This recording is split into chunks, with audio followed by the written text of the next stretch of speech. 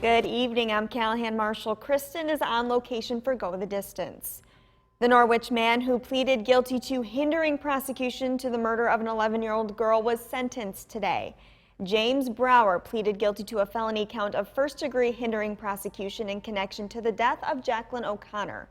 Our cameras were not allowed inside of the sentencing and were limited to still photography. News Channel 2's Brent Carney has your top story tonight.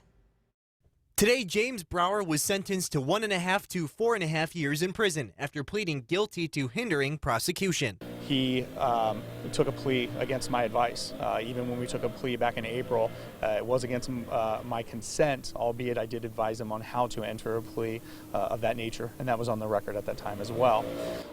In regards to today, the sentencing took place right in accordance with what Judge Revore had promised him at the time of his plea. Things did get heated in the courtroom after it was revealed that the prosecution allegedly had evidence proving Brower did not kill Jacqueline O'Connor. Sure, that was an unfortunate event. I was never too concerned, but apparently whatever it was that I was making a record of certainly drew a certain response. There was a New York citizen that was charged with the rape and murder.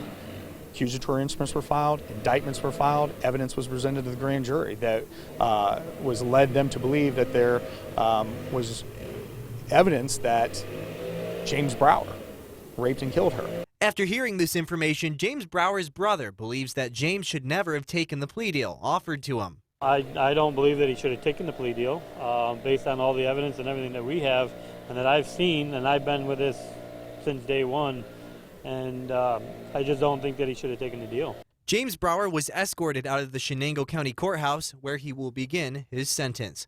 In Shenango, Brent Carney, News Channel 2.